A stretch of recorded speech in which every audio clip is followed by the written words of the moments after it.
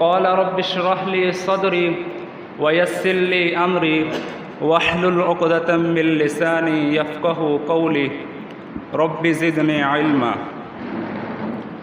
اللهم إني أسألك الهدى والتقى والعفاف والغنى اللهم إني أسألك علما نافعا ورزقا حلالا طيبا وعملا متقبلا أما بعد فأعوذ بالله من الشيطان الرجيم بسم الله الرحمن الرحيم قل يا عبادي الذين أسرفوا على أنفسهم لا تقنطوا من رحمة الله إن الله يغفر الذنوب جميعا إنه هو الغفور الرحيم وأنيبوا إلى ربكم وأسلموا له من قبل أن يأتيكم العذاب ثم لا تنصرون۔ بہت ہی قابل قدر سفید ریش بزرگوں اور امت کے نوجوان بھائیوں اور عزت کے لائق میرے استاد محترم اور عفت اور حیا کی پیکر ماؤں بہنوں، انسان خطا کا پتلا ہے، بھول جانے والا ہے، کمزوری اس کی فطرت ہے۔ کہیں اللہ نے اس کو ضعیف کہا، کہیں تھوڑ دلا کہا اور کہیں تنگ ظرف کہا۔ جب انسان گناہ کرتا ہے تو اس کے اثرات کہاں کہاں اور کس کس طرح ہوتے ہیں اور ان سے بچاؤ کی صورت کیا ہے، یہ آج کی ہماری ملاقات کا عنوان ہے۔ جب انسان گناہ کرتا ہے تو گناہوں کا پہلا اثر اس کے دل پر ہوتا ہے۔ جب انسان گناہ کرتا ہے تو اس کے دل پر زنگ لگ جاتا ہے۔ اگر وہ اس سے تائب ہو جائے، توبہ کر لے تو وہ زنگ اتر جاتا ہے، اور اگر وہ توبہ نہ کرے تو اور زنگ لگتا ہے، پھر اور گناہ کرے اور زنگ لگتا ہے، زنگ لگتے لگتے پورا کا پورا دل زنگ آلود ہو جاتا ہے، اور پھر دل سے ایمان کا نور ختم ہونا شروع ہو جاتا ہے، دل پر تاریکیاں چھا جاتی ہیں، اور اگر انسان پھر بھی توبہ نہ کرے تو دل سخت ہو جاتا ہے، اور اگر انسان پھر بھی توبہ نہ کرے تو دل پر تالے لگ جاتے ہیں، اور اگر انسان پھر بھی توبہ نہ کرے تو دل پتھر ہو جاتا ہے، اور اگر انسان پھر بھی توبہ نہ کرے تو دل پر مہر لگ جاتی ہے اور ہدایت کے راستے بند ہو جاتے ہیں۔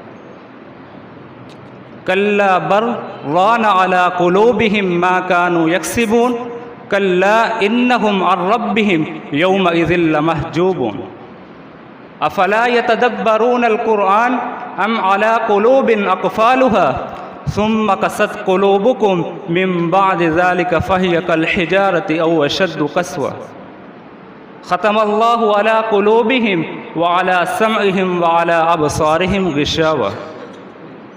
پھر اس کا نتیجہ یہ ہوتا ہے کہ اس کا ایمان کم ہونا شروع ہو جاتا ہے، کمزور ہونا شروع ہو جاتا ہے۔ نیکیوں سے ایمان بڑھتا ہے اور گناہوں سے ایمان گھٹتا ہے۔ نیکیوں سے ایمان اتنا بڑھتا ہے کہ ایک صحابی غزوہ احد میں یوں کہتے ہوئے سنائی دیتے ہیں، انی لاجد ریح الجنۃ من وراء احد، مجھے احد پہاڑ کے پیچھے سے جنت کی خوشبو آ رہی ہے۔ نیکیوں سے کبھی ایمان اتنا بڑھتا ہے کہ ایک صحابی یوں کہتے ہوئے سنائی دیتے ہیں کہ میرے اوپر ایمان کی ایسی کیفیت تھی کہ فرشتے سامنے آ کر مجھے سلام کیا کرتے تھے۔ اور اس کے برعکس گناہوں سے ایمان کم ہوتا چلا جاتا ہے، کم ہوتا چلا جاتا ہے، حتیٰ کہ جب انسان گناہوں کی حدوں کو کراس کر چکا ہوتا ہے، وہ اپنے آپ کو مومن سمجھتا ہے، حقیقت میں وہ منافق ہو چکا ہوتا ہے۔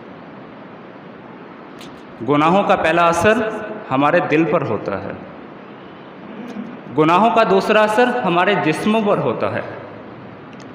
اہل ایمان کی طاقت تو اس کی روح سے پھوٹتی ہے، ایمان کے سودے سے اسے فزیکلی پاور ملتی ہے، جسمانی طاقت ملتی ہے۔ اگر انسان کا ایمان کمزور ہو جائے تو اس کے جسم میں نیکی کرنے کی صلاحیت اور طاقت ویسی نہیں رہتی جیسی نیکیوں کی وجہ سے ہونی چاہیے۔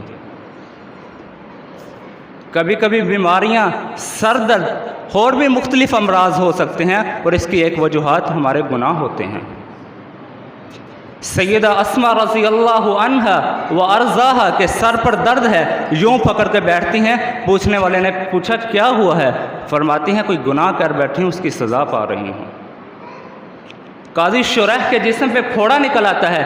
پوچھنے والے نے پوچھا کیا ہوا ہے؟ فرمانے لگے کوئی گناہ کر بیٹھا ہوں، اس کی سزا مل رہی ہے۔ امام حسن بصری رحمہ اللہ کے اوپر قرض چڑھ جاتا ہے، پریشان رہنے لگتے ہیں۔ پوچھنے والے نے پوچھا کیا ہوا ہے؟ فرماتے ہیں 40 سال پہلے ایک شخص کو اس کی غریبی اور فاقے کا تانا دیا تھا، آج 40 سال بعد اس تانے کی سزا پا رہا ہوں۔ گناہوں کا دوسرا اثر ہمارے جسموں پر ہوتا ہے۔ گناہوں کا تیسرا اثر اولاد پر ہوتا ہے، نسلوں پر ہوتا ہے۔ کبھی تو وہ باغی ہو جاتی ہے، کبھی گھر سے فرار اختیار کرتی ہے، کبھی نافرمانیاں کرتی ہے، اور کبھی ایسی بغاوت پر اترتی ہے کہ والدین کی نیندوں کو حرام کر دیتی ہے۔ سلف صالحین میں سے ایک بزرگ جا رہے تھے، ایک شخص نے ان سے یہی مسئلہ پوچھا تو انہوں نے کہا جب تمہاری اولاد نافرمان ہو جائے تو بیٹھ کر سوچا کرو میں نے اللہ کی کہاں کہاں نافرمانی کی ہے۔ وَكَانَ أَبُوهُمَا صَالِحًا فَأَرَادَ رَبُّكَ أَن يَبْلُغَا أَشُدَّهُمَا وَيَسْتَخْرِجَا كَنزَهُمَا رَحْمَةً مِّن رَّبِّكَ وَمَا فَعَلْتُهُ عَنْ أَمْرِي۔ قرآن نے نیکیوں کو اور اولاد کی حفاظت کو جوڑا ہے، اس مقام پر سورۃ کہف میں اور ایک اور مقام پر۔ رب اوزعنی ان اشکر نعمتک التی انعمت علی وعلی والدی وان اعمل صالحا ترضاہ واصلح لی فی ذریتی انی تبت الیک وانی من المسلمین۔ یہ اللہ نے دعا کی ترتیب بتائی ہے، یا اللہ مجھے نیک بنا دے اور میری اولاد کو نیک بنا دے، وَأَنَّ عَمَلَ صَالِحًا تَرْضَاهُ وَأَصْلِحْ لِي فِي ذُرِّيَّتِي، میں ایسے عمل کروں کہ تو راضی ہو جائے۔ آگے یہ کہا کہ میری اولاد کی اصلاح کر دے، گویا اتنی اصلاح کر دے کہ میں راضی ہو جاؤں۔ جناب موسیٰ اور جناب خضر علیہ السلام چلتے ہیں، لمبا سفر طے کرتے ہیں، صحراؤں سے، ریگستانوں سے، بیابانوں سے سمندری سفر طے کرتے ہوئے ایک جگہ پہنچتے ہیں، وہاں گری ہوئی دیوار کو اٹھاتے ہیں اور اس کو ٹھیک کر دیتے ہیں۔ جناب موسیٰ کہتے ہیں یہ آپ نے کیا کیا؟ یہ لوگ تھے بے مروت، انہوں نے ہماری ضیافت تک نہیں کی تو آپ نے ان کی دیوار ٹھیک کر دی۔ تو انہوں نے کیا جواب دیا تھا؟ انہوں نے کہا تھا یہاں ان بچوں کا خزانہ ہے، اللہ نے اس کی حفاظت کی ہے کیونکہ ان کا باپ نیک ہوا کرتا ہے۔ میں اپنے آپ کو اور آپ میں سے بہت سارے لوگوں کو یہ کہوں گا کہ اگر اللہ نے آپ کو عزت دی ہے، علم دیا ہے، مقام دیا ہے، دولت دی ہے، تو یہ نہ سمجھ بیٹھے گا کہ یہ صرف اور صرف ہماری محنت ہے۔ اللہ کی توفیق کے بعد میرا احساس یوں کہتا ہے کہ یہ ہمارے گزرے ہوئے نیک بزرگ اور والدین کی دعائیں ہیں۔ گناہوں کا اثر بھی اولاد پر ہوتا ہے اور نیکیوں کا اثر بھی اولاد پر ہوتا ہے۔ امام سعید ابن جبیر اپنے بیٹے سے کہا کرتے تھے میرے بیٹے انی لعزید فی صلاتی، میں لمبے لمبے سجدے کرتا ہوں اور بہت زیادہ نوافل پڑھتا ہوں تاکہ ان سجدوں اور نوافل کے ذریعے اللہ تیری حفاظت کر لے۔ گناہوں کا تیسرا اثر اولاد پر ہوتا ہے۔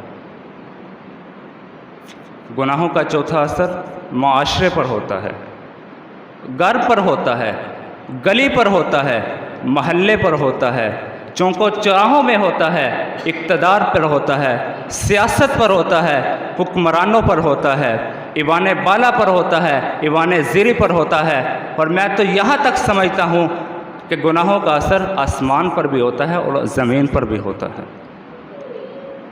ظہر الفساد فی البر والبحر بما کسبت ایدی الناس لیذیقہم بعض الذی عملوا لعلہم یرجعون وما اصابکم من مصیبت فبما کسبت ایدیکم ویعفو عن کثیر وما انتم بمعجزین فی الارض وما لکم من دون اللہ من ولی ولا نصیر۔ بر و بحر میں فساد رونما ہو چکا ہے انسانوں کی کمائیوں کی وجہ سے۔ لیذیقہم بعض الذی عملوا، تاکہ رب کریم ان کے بعض اعمال کی سزا ان کو چکائے، لعلہم یرجعون، تاکہ وہ واپس پلٹ آئیں۔ سنن ابن ماجہ میں اللہ کے پیارے نبی صلی اللہ علیہ وسلم نے بالخصوص 5 گناہ اور اس کے 5 اثرات بتائے ہیں۔ یہ حدیث اس قابل ہے کہ اس پر مستقل لیکچر دیا جائے، مستقل خطبہ دیا جائے، لیکن میں اس کی طرف اشارہ کرتے ہوئے بات کو آگے بڑھاتا ہوں کہ جب بھی کوئی قوم اس کے اندر یہ گناہ پایا جائے، وہ ماپے تو کم، ماپ تول میں کمی کا گناہ اس میں پایا جائے، تو اللہ ان کو معاشی طور پر تنگ کر دیتا ہے اور ان کے حکمرانوں کو ظالم کر دیتا ہے۔ وہ ایک دوسرے کو حق نہیں دیتے، ان کے حکمران ان کو ان کا حق نہیں دیتے۔ اور جب بھی کوئی قوم وعدہ توڑنے والی ہو جاتی ہے تو اللہ اس کو کسی غیر قوم کا غلام بنا دیتا ہے۔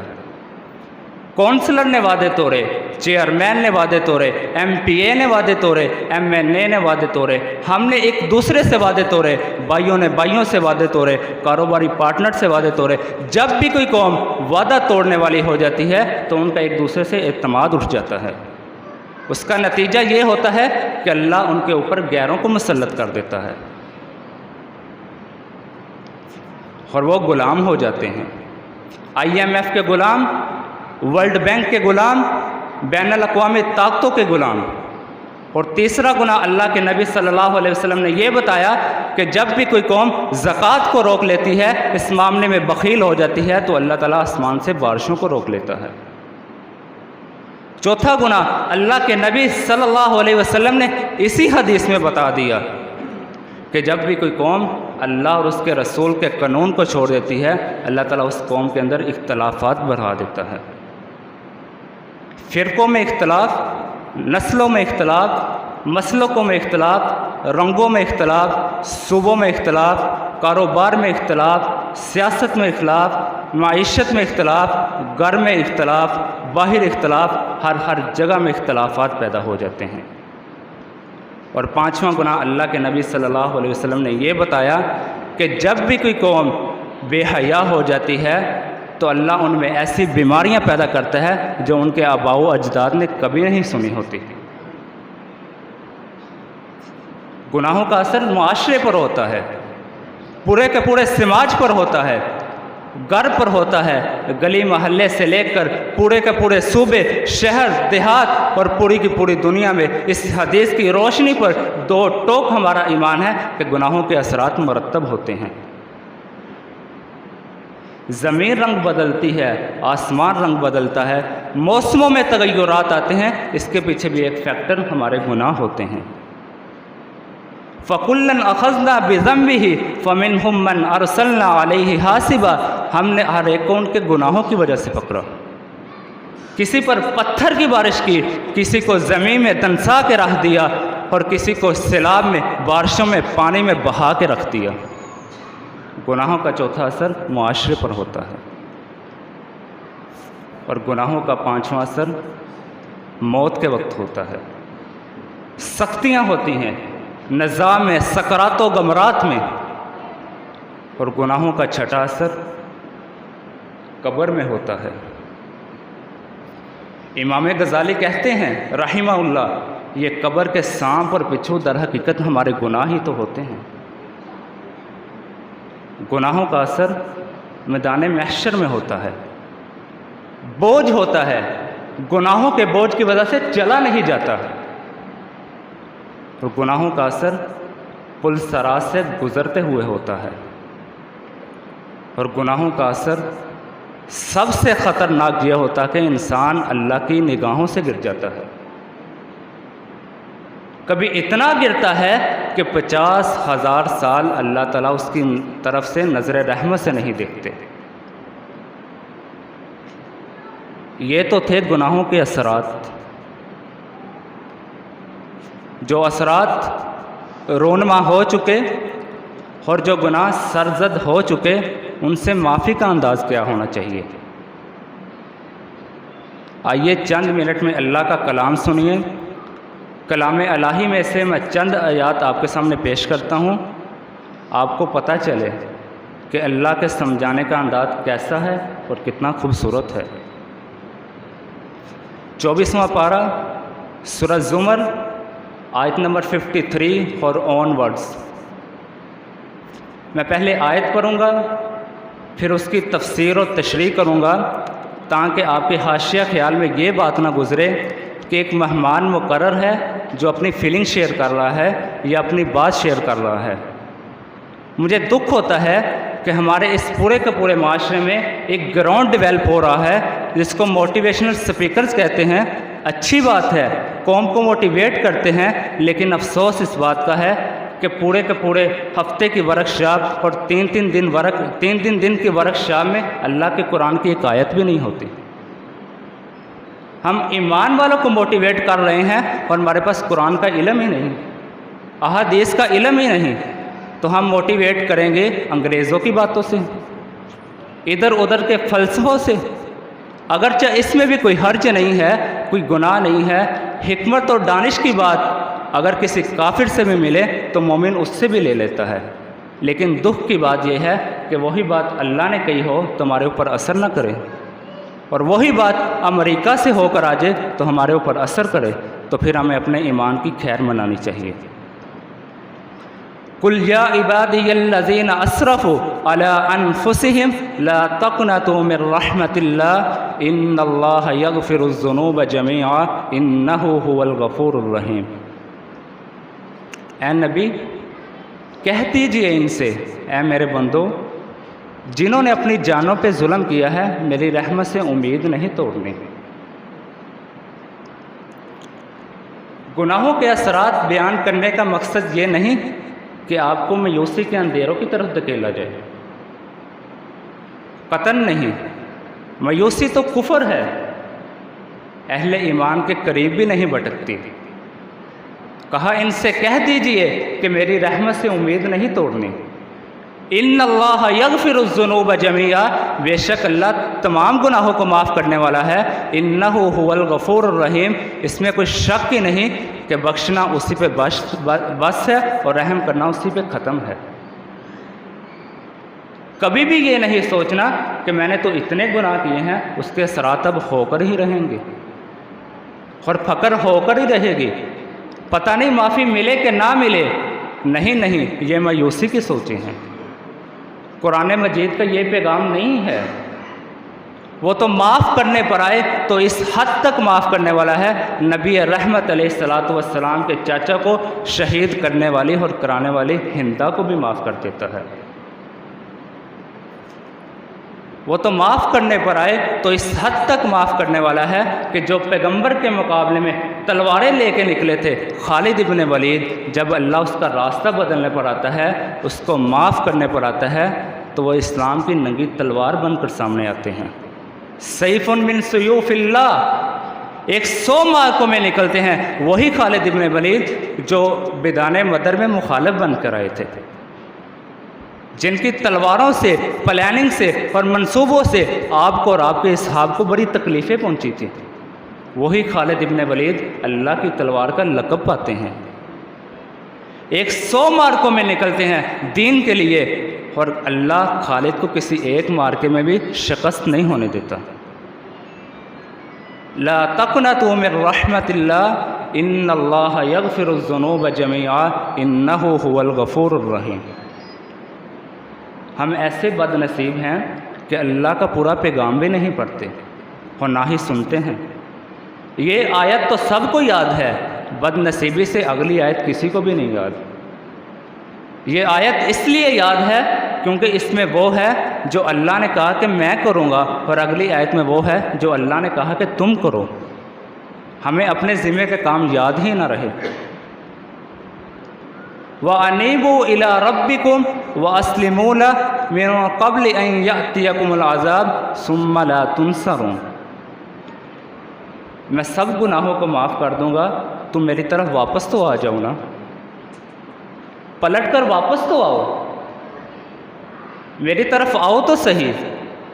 یہ تو نہیں کہ شیطان کی گود میں بیٹھ کر اس کی باہوں میں اور اس کے بازوؤں میں اور اس کی انگلیاں پکڑ کر دور دور سے میری طرف اشارہ کرو، یا اللہ مجھے معاف کر دے۔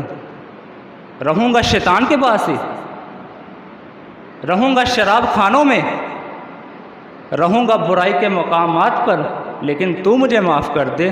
کہا ایسے بات نہیں چلے گی۔ وَأَنِيبُوا إِلَىٰ رَبِّكُمْ وَأَسْلِمُوا لَهُ مِن قَبْلِ أَن يَأْتِيَكُمُ الْعَذَابُ ثُمَّ لَا تُنصَرُونَ۔ میں تمہیں واپس بلاتا ہوں، اس کا بھی ایک وقت ہے، واپس آ جاؤ اور میری مان کر چلو، میری پکڑ آنے سے پہلے پہلے، وگرنہ پھر تمہاری مدد نہیں کی جائے گی۔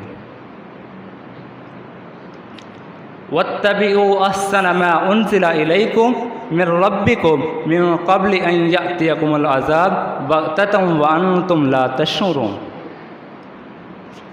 یہ میری پیاری پیاری باتیں جو قرآن میں نے تمہیں کہی ہیں، یہ کرو اور یہ نہ کرو، میری مان کر چلو، اس وقت سے آنے سے پہلے پہلے کہ تمہیں خبر بھی نہ ہو اور تمہاری پکڑ ہو جائے۔ کیا ہوا ہے آج؟ بہت دکھ بڑی خبر آئی ہے۔ لاہور سے PIA کی پرواز فلائی کرتی ہے، کراچی کے لیے عازم سفر ہوتی ہے، ہزاروں کلومیٹر سفر طے کرتے ہوئے ہزاروں بلندیوں پر جب مسافر اپنی منزل کے اتنا قریب پہنچتا ہے کہ ایئرپورٹ میں لینڈنگ میں صرف 1 منٹ ہے، وہیں طیارہ خراب ہوتا ہے اور اس کو آگ لگ جاتی ہے۔ کبھی اچانک ایسے بھی ہوتا ہے، کبھی اچانک ہارٹ اٹیک بھی ہوتا ہے، کبھی اچانک بیماریوں کا حملہ بھی ہو جاتا ہے،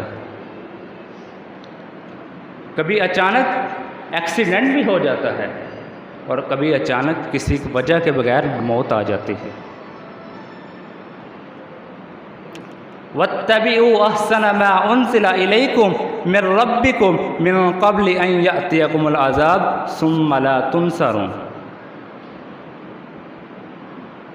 دیکھنا، اگر تم نے میری بات نہیں مانی تو تم پچھتاؤ گے، تم افسوس کرو گے اور تم کچھ کہو گے، ان تقول نفس یا حسرت علی ما فرطت فی جنب اللہ وان کنت لمن الساخرین۔ ہائے افسوس، میں نے تو بڑی کوتاہیاں کی، میں تو سب کچھ مذاق ہی سمجھتا رہا، توبہ مذاق، استغفار مذاق، اللہم انک عفو تحب العفو فاعف عنی کے وظیفے مذاق۔ چند دن گزارے پھر وہی نمازوں کا ترک اور نمازوں کا چھوڑنا، چند دن گزارے تو پھر وہی سود کے کھاتے، چند دن گزارے تو پھر وہی ظلم اور دھوکے کے دندے، چند آنسو بہائے تو اس کے بعد پھر وہی وراثت پر ناجائز قبضے۔ دیکھنا، اگر تم نے میری بات نہ مانی تو تم کچھ کہو گے، او تقول لو ان اللہ ہدانی لکنت من المتقین۔ تم نے میری بات نہ مانی تو تم پچھتاؤ گے اور تم کہو گے کہ کاش اللہ نے مجھے ہدایت دی ہوتی تو میں بھی متقی پرہیزگار ہوتا۔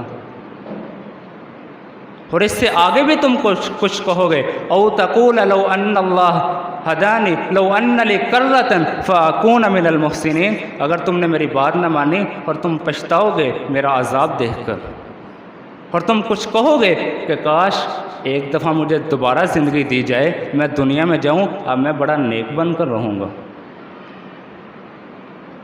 آخری بات عرض کر کے اجازت چاہتا ہوں، آپ استغفار کریں اور بار بار کریں، آج رات کریں اور بار بار کریں۔ اگر آپ واپس آ جائیں، اللہ کو منا لیں، اللہ سے وعدہ کر لیں، تو رسول اللہ صلی اللہ علیہ وسلم نے فرمایا، التائب من الذنب کمن لا ذنب لہ۔ گناہوں سے توبہ کرنے والا شخص اس شخص کی طرح ہے جس نے کبھی گناہ کیا ہی نہیں۔ کل بنی آدم خطاء وخیر الخطائین التوابون۔ تمام اولاد آدم گناہ کرنے والے ہیں، لیکن تم میں سے بہترین وہ ہے جو اپنی غلطی اور خطا کو تسلیم کر کے اللہ کی بارگاہ میں توبہ کرتے ہیں۔ پھر اللہ تعالیٰ نے فرمایا الا من تاب وآمن وعمل صالحا فاولئک یبدل اللہ سیئاتہم حسنات وکان اللہ غفورا رحیما۔ جو لوگ توبہ کر لیں اور ایمان لے آئیں، وعمل صالحا اور نیک عمل کر لیں، تو ایسے لوگوں کے گناہوں کو اللہ تعالیٰ نیکیوں سے بدل دیتا ہے۔ رسول اللہ صلی اللہ علیہ وسلم نے فرمایا یا ایھا الناس توبوا الی اللہ فانی اتوب الیہ فی الیوم الیہ 100 مرہ۔ اے لوگو، اللہ کی بارگاہ میں توبہ کرو، یقیناً میں خود اللہ کی بارگاہ میں 100 مرتبہ توبہ کرتا ہوں، جبکہ اللہ کے نبی کا کوئی گناہ ہی نہیں تھا۔ اللہ تعالیٰ تو دن کو اپنا ہاتھ پھیلاتا ہے تاکہ رات کو گناہ کرنے والا دن کو توبہ کر لے، اور رات کو اپنا ہاتھ پھیلاتا ہے تاکہ دن کو گناہ کرنے والا رات کو توبہ کر لے۔ بنی اسرائیل کے ایک شخص نے 100 قتل کیے، 100 قتل کرنے کے بعد اللہ کی توفیق سے اس نے توبہ کر لی۔ توبہ کے فوری بعد اس کو موت آ گئی۔ اب رحمت کے فرشتے بھی آ گئے ہیں اور عذاب کے فرشتے بھی آ گئے ہیں۔ رحمت کے فرشتے کہنے لگے کہ اس نے تو توبہ کر لی ہے، ہم تو اس کو جنت میں لے کے جائیں گے، اور عذاب کے فرشتے کہنے لگے اس نے کبھی نیکی کا کام کیا ہی نہیں، اس لیے ہم اسے دوزخ میں لے کے جائیں گے، جہنم میں لے کے جائیں گے۔ تو اللہ تعالیٰ نے آدمی کی صورت میں ایک فرشتہ بھیجا اور ان کے مابین فیصلہ کروا دیا، اور اس کی جگہ جنت بن گئی۔ اس شخص نے 100 قتل کیے تھے تو اللہ نے اس کو بھی معاف کر دیا تھا۔ میں کبھی کبھی سوچتا ہوں کہ ہم میں سے کوئی 20 سال والا بیٹھا ہے، کوئی 30 سال والا بیٹھا ہے، کوئی 40 سال والا، کوئی 50 سال والا، ہم ہر سال ایک گناہ چھوڑیں اور ہر سال ایک نیکی کریں تو ہماری نیکیوں کا لیول کیسا ہوگا؟ یا ہماری زندگی میں ہر سال ایک دفعہ رمضان آتا ہے، ہم رمضان میں ایک گناہ چھوڑیں اور نیکیوں کا اضافہ کریں، ہماری نیکیوں کا لیول کتنا ہو جائے گا؟ قل یا عبادی الذین اسرفوا علی انفسہم لا تقنطوا من رحمت اللہ ان اللہ یغفر الذنوب جمیعا انہ هو الغفور الرحیم۔ اے نبی، ان سے کہہ دیجئے کہ جنہوں نے اپنی جانوں پہ ظلم کیا ہے، میری رحمت سے امید نہیں توڑنی۔ میری آخر میں اللہ تعالیٰ سے دعا ہے کہ اللہ تعالیٰ ہمیں صدق دل سے توبہ کرنے کی توفیق دے، اور ہمیں اپنے صالحین اور نیک بندوں میں شامل فرمائے، اور ہمیں اپنی جنت کا وارث بنائے۔ وآخر دعوانا ان الحمد للہ رب العالمین۔